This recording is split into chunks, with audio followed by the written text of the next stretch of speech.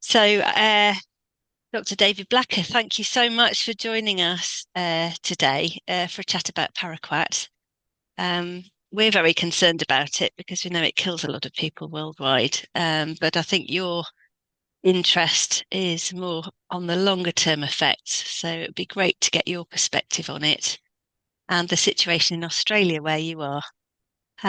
Would you like to just tell us who you are and your background a bit before we get into some questions about paraquat Sure. itself? Well, thanks very much for the chance to chat this evening, Sheila. I'm a neurologist and I'm semi-retired, but I still work as the medical director of the research institute called the Perrin Institute in Perth, Western Australia. And I'm a clinical professor of neurology at the University of Western Australia. But I'm really making this stand against paraquat really as an individual who is a neurologist who also happens to have Parkinson's disease myself. So I've got a vested interest. Well, thank you for your time today, and it's really great to have such an expert talk about the subject. And I'm sorry it's affected you personally.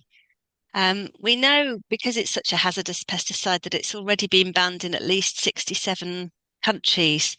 Why do you think it hasn't been banned yet in Australia? Well, I think that the answer is complex, and I think probably the kindest answer is that there are members of the agricultural community in Australia who genuinely believe that if these chemicals were banned, the drop in crop yields would be such that it could have disastrous consequences, even as far as a global famine. The more uh, realistic answer is that it's probably become so enmeshed in agricultural practices that they've been reluctant to make a change. Farming in Australia is tenuous and difficult, unlike the UK and Europe, where you've got lots of rain and reliable weather. Many of our farmers exist right on the brink of the edge of the desert, and so I think there's a lot of fear. There are some more worrisome implications underneath it that the impact of the large companies who manufacture the pesticides have had perhaps an undue influence on the regulatory bodies, which have rather lagged in their uptake of the data and evidence, and that's really come to a head earlier this year. Thank you. Yes, I think you've been lobbying the government to review paraquat. Do you want to tell us a bit more about that process and what sort of response you've had? Well, it's not just myself, it's a large number of people. Paraquat's been looked at by the regulatory body, the Australian Pesticides and Veterinary Medicines Association, which I'll now call the APVMA, since 1997. And so they've been looking at this for a long time. In 2016, there was a review, and really not a lot of progress has been made since then. And a further review came out in July of this year, a large document that included the whole spectrum of the use of the chemical, but our focus is on the impact of neurotoxicity. And there's been debate about the data there that's really been at the forefront of discussions and has even made its way into the federal parliament in recent times. The trigger for a lot of this was the fact that the APVMA made statements that suggested that the evidence for neurotoxicity and specifically for Parkinson's disease was non-existent. They said that the weight of evidence was certainly against it. And I think many of my neurological colleagues were quite aghast at that because what has been recognised really is that Parkinson's disease is the fastest growing neurological condition globally. And in the past 25 years, the prevalence has doubled. And there's a lot of interest in environmental toxins as perhaps being one of the triggers for that. And that includes air pollution, specific chemicals, particularly something called trichloroethylene, and then pesticides, of which the number one is paraquat. And It's interesting getting an interview from London in 1817 when James Parkinson described the first six patients with the condition, only three of whom were his actual patients, the others he would just observe on the street. And it's believed that it's no coincidence that that was at the time of the Industrial Revolution with the London smog. And there's been a lot of theories about how that's been contributory from that perspective. And we only have to look at what's happened in China as they've become industrialized more recently, where the rates have escalated. So the leading experts in the world, and I wouldn't consider myself an expert in this area. So the two main players are Professor Ray Dorsey from the United States and Professor Bastian Bloem from the Netherlands. They've been highly active in combining all the research in this field, and there are meta-analyses where trials have been put together. There's been experimental animal model data to show that the injury from exposure to paraquat damages the specific brain regions implicated in Parkinson's disease. And all that has been built up over the recent times. And unfortunately, a lot of that data didn't find its way into the more recent review by the APVMA. Yeah. We often get accused of being anti-science when we call for stronger controls on pesticides. Um, how would you respond to that, clearly? Look, I think that's an excellent opportunity because the medical science is now such that we've moved on to be confident. The, um, the sticking point has been the fact that the difference between an association and causality, Mhm. and that's been an issue for as long as the idea of an exposure and an outcome have been linked, because there are many processes in between. And it wasn't until the 1960s when Sir Richard Dole and Austin Bradford Hill, two English epidemiologists, were able to nut out the link between cigarette smoking and lung cancer, for example.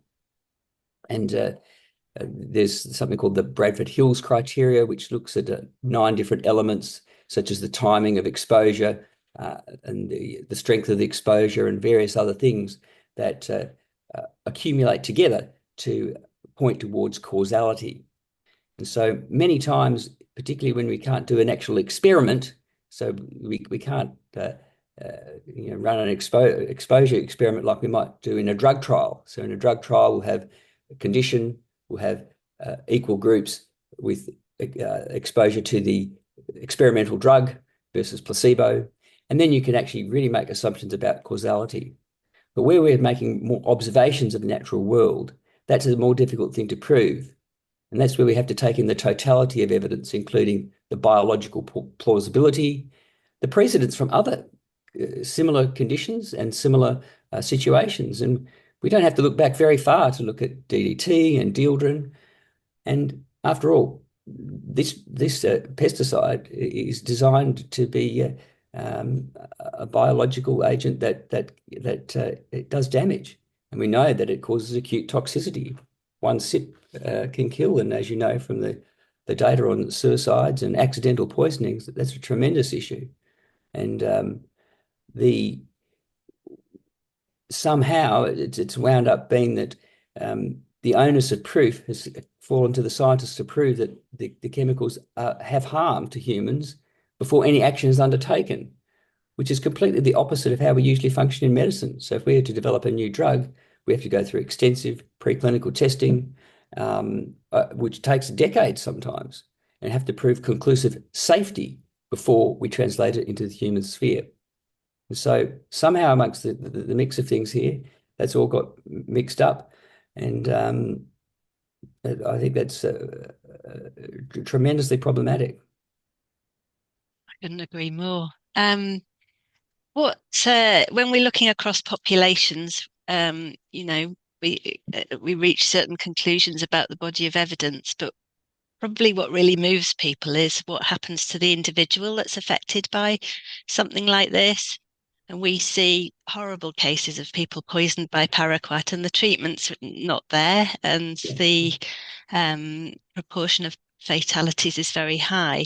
But of course, in terms of lower doses over a longer period, you're talking about neurological effects. Could you just sort of bring it down to either, I don't know whether you want to share your own experience or someone else's experience that you've Yeah. witnessed that, And this is one of the difficulties because a lot of studies have relied upon um, uh, recall.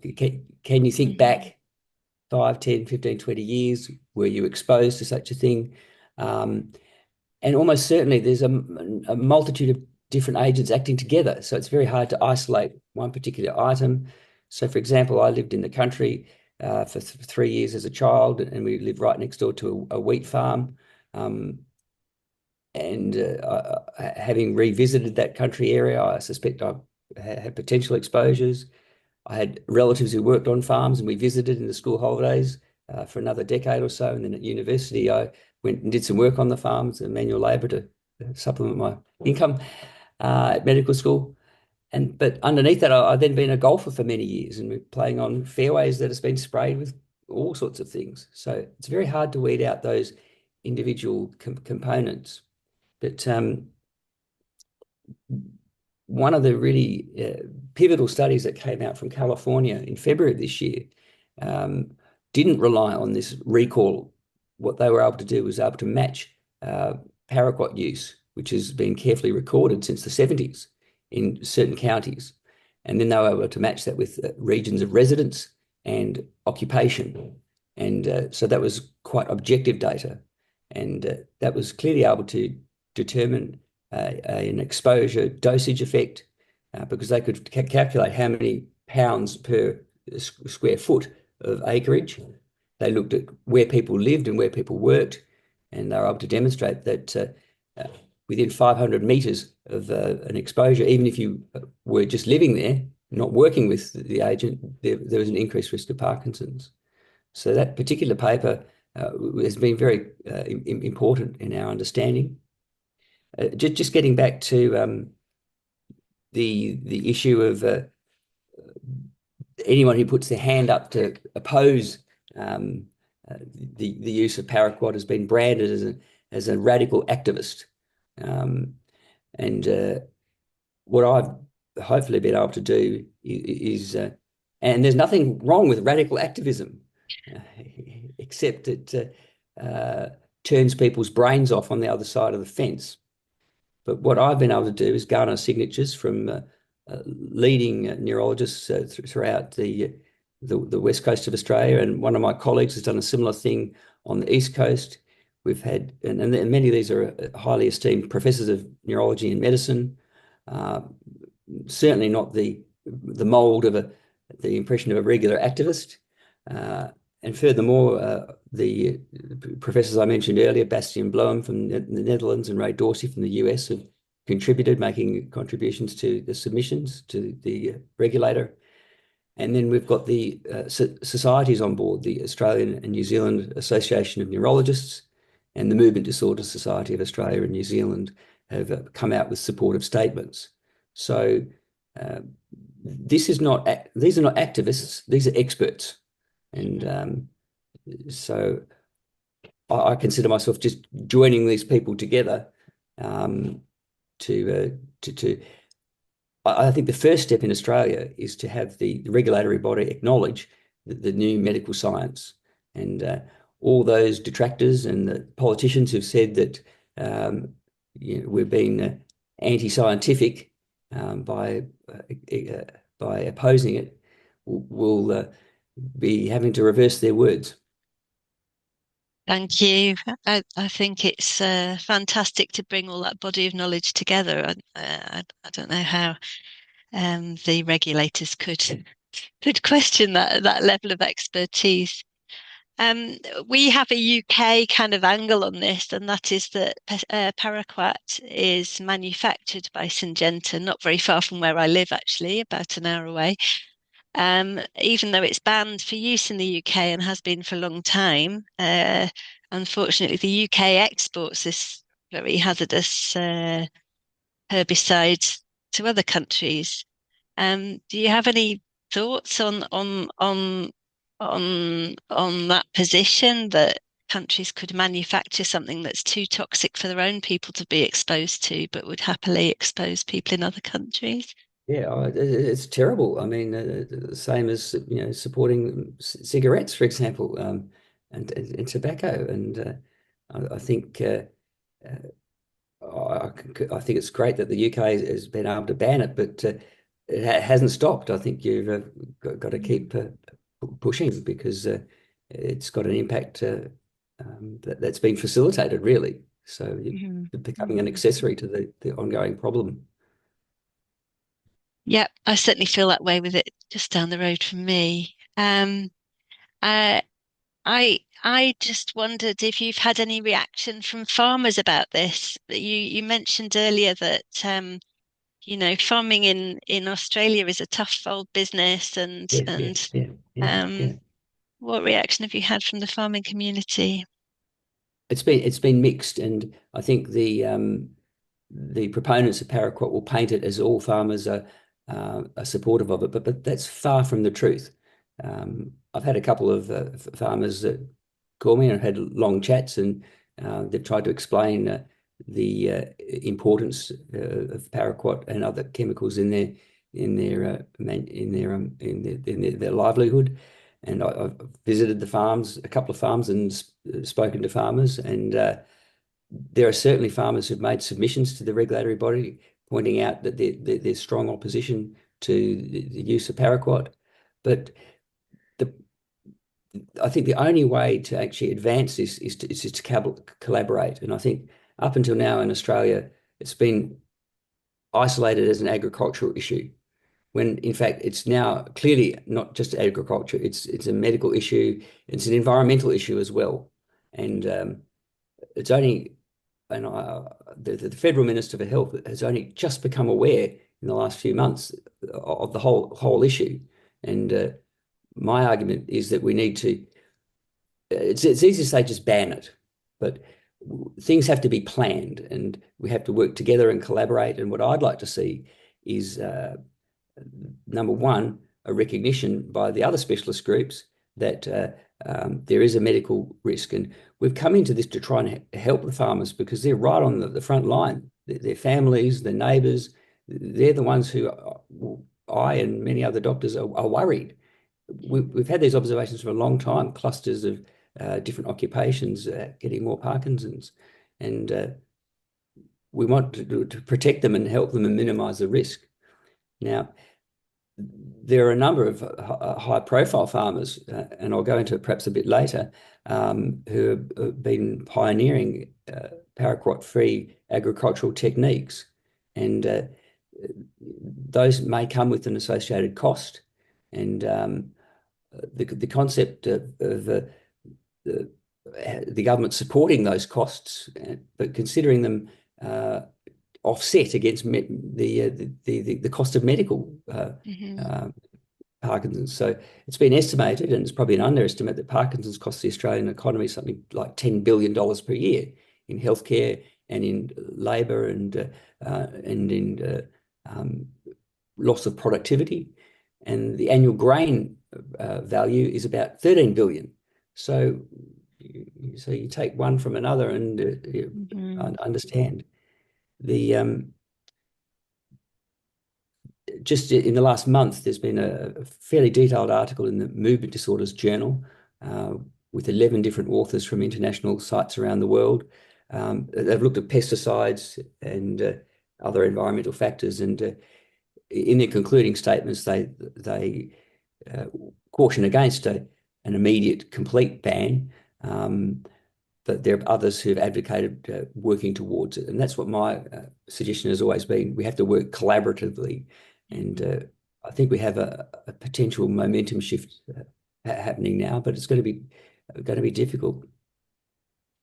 Thank you. Yeah, I think our position is always that, we want to support farmers to protect their health and their livelihoods. And it's any way that we can find to support them in that transition Mm. is helpful, which is why we produced paper that I think brought you to us in the first place, which was about Yes. can paraquat be banned without devastating impacts on agricultural production. And during that paper, the research, we engaged with a lot of very eminent weed scientists from Australia who were looking at integrated weed management and very successful models. So we would certainly say that that was something that that the government of Australia could be promoting. Well, I have to Um, say, I'm pleased to say that I've had the privilege of recently being in contact with the uh, West Australian of the Year uh, award recipients, and they're agricultural farming pioneering couple, Ian and Diane Haggerty. They're from the eastern southwest of Western Australia, about 300 kilometres from Perth here. And over the last 20 years, they've been really looking at environmentally friendly farming techniques, focusing on the soil microbiome and minimising fertiliser use and minimising pesticide use. And so they'll be attending the award ceremony in Canberra in January as the West oh, that's Australian winner. fantastic. And I think that's a very important opportunity. And I've been speaking to Diane a couple of times, and um, the, they've really specialised in practices that really care for the soil and the environment, and and for the quality of the food that we're making, not to be contaminated. And uh, they certainly appreciate the difficulties, but their work has garnered a lot of attention within the farming world. So I think it's a fantastic opportunity in Australia that we've got to, now they've been recognised. That is great. That's great to celebrate those examples. In fact, I have come across them even all the way over here. So Oh, that's that's good to great. hear. Yeah. Yeah, and Um, look, I think in combination with this accumulated now medical data, I think we are in a good position to claim the scientific advantage. So there's been some politicians who've made some somewhat disrespectful remarks in Parliament about anyone who opposes um, the use of paraquat. well, I certainly think you've done an amazing job to link up all your eminent colleagues in this debate, and very grateful to you for doing that. Um, just as we wrap up, is there anything final you wanted to add? Or I think you've left us on a very positive note about the Hegartys, but was there any final comment you wanted to make before we Well, close? look, I've become fairly very interested in this issue because it's such a complicated issue. It's got an impact on everyone and the whole planet, really. And I think any agricultural changes are associated with climate changes. So, for Mhm. example, if you change a mixture of wheat and sheep to more sheep, you have more gases and more environmental damage. So, this is such a delicate balance, and I think that's why we've got to get all the people together. I can see why, it's not my role to say let's ban something. I'm not an expert in agriculture, um, and but we are experts in medicine and we want to be listened to. And I find it extraordinarily frustrating um, that the chemical companies they've hidden behind the concept of being able to show causation. And Mm. Mhm. they've used that as an excuse because we haven't been able to come out and definitively say, but you don't have to do that. And that's where this principle of um, precautionary principle comes in, like I explained before, where if there is a doubt, especially if there are alternatives, Mhm. it then becomes, in my mind, uh, ethically and even morally unsound to continue to pursue the course. And there's been such delays here, 27 years, that's a whole generation. And what I do fear is that perhaps to change opinions, we're going to have to show that the rate amongst farmers is increasing, I'm afraid, even more. And I really don't want to see that because uh, even though I've had a reasonably good run with Parkinson's myself, I wouldn't wish it on anyone else. And anything we can do to minimize that, um, I think will be a good thing. And I can see the potential benefits for, I'm used as a doctor treating one patient at a time, but I can see hundreds and thousands of people potentially benefiting from these changes. Well, we wish you every success. I couldn't agree more, and we really hope that we can save another generation from the impacts of these toxic pesticides, paraquat in particular, um, and the planet. Like you say, the impact it has on our environment as well as our health. So I really applaud all the hard work that you're doing to tackle this problem, and it's wonderful to have such an eminent neurologist as yourself. Bringing the evidence to the table. So thank you for the work that you've been doing.